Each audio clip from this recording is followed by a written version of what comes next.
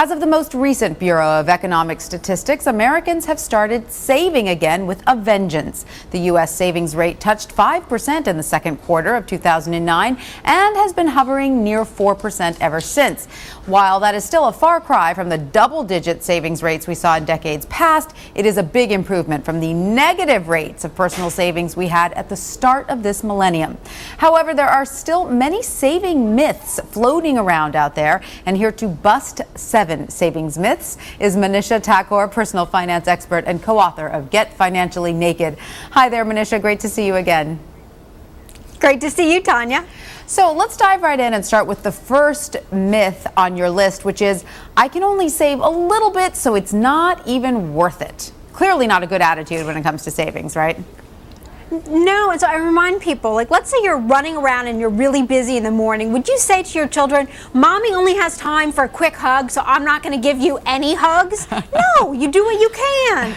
And Coinstar points out that collectively Americans have about $10 billion of loose change floating around, so it really can add up. Absolutely, that coin jar that you keep by the side of your bed can add up.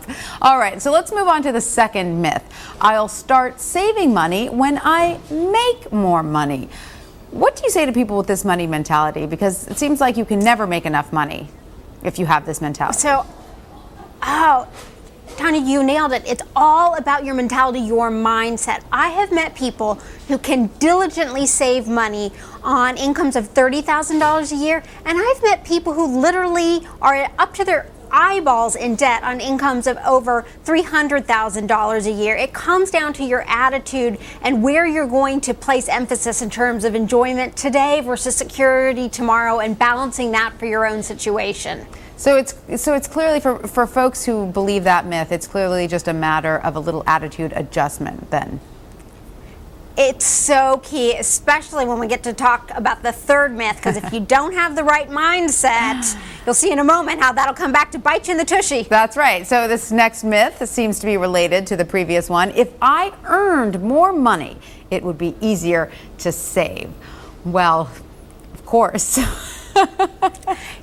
Well, and here's the thing. People say this to me all the time, Tanya. Well, yeah, sure, if I had a bigger income, I could save. But what I've noticed is something that sociologists call lifestyle creep, and it has gotten worse. So you earn more money, and then you wear a slightly better suit, and then you need slightly better shoes, and then you feel like you need slightly better wheels, so you buy a nicer car, and then that nice car doesn't look so good in your house, so you feel like you need a bigger house, and it just spirals out of control. And if you don't have what we talked about in myth 2, that right mindset, it doesn't matter how much you earn, you can still blow through it. I love that phrase. Did you coin that, lifestyle creep?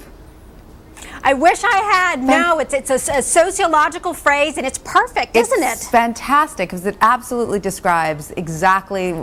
I must have fallen victim to it myself, because it sort of takes hold. Like you said, you get the nice dress, and then you realize, I need a pair of shoes to go with that nice dress. And as you explained, that can just move into every corner of your life.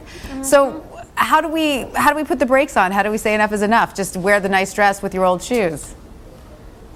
Well, I think this is where it just comes down to knowing your guidelines and knowing what you can afford, and whether it's, I always think, a good investment piece makes sense, but it's quality over quantity, and really just setting boundaries. There aren't right and wrong answers, but it's about having your own internal framework of what's reasonable. Very, very good advice. All right, moving on to the next myth.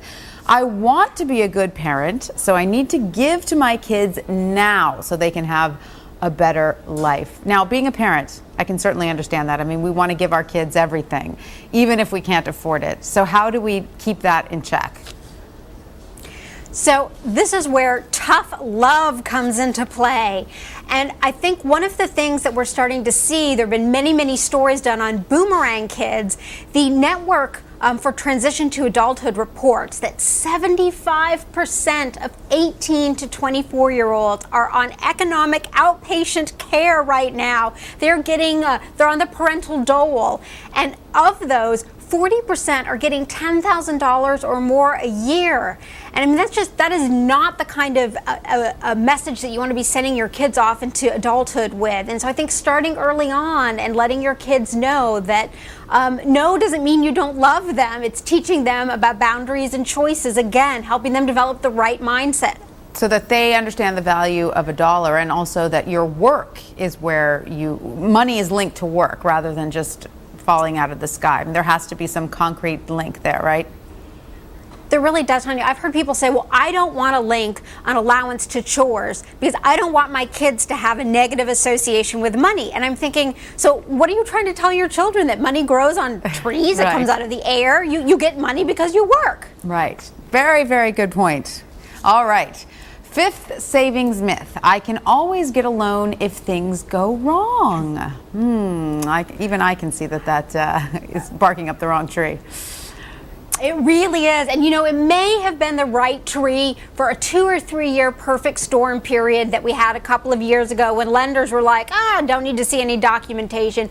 But these days, the people that lenders want to give money to are precisely the people who don't need the money because they have the means to pay it back. Lenders are in a business, and if you're a high-risk candidate, they're not going to want to give you money. So the time when you most need it is precisely when you are least attractive to them as somebody to lend money to. So definitely don't fall back on that. All right.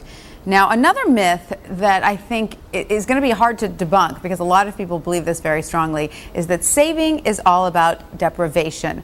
Now, you're going to say that that's false, but a lot of people say, hey, wait a minute, savings means I can't have that thing that I want because I need to put that money in my savings account. So isn't that depriving myself?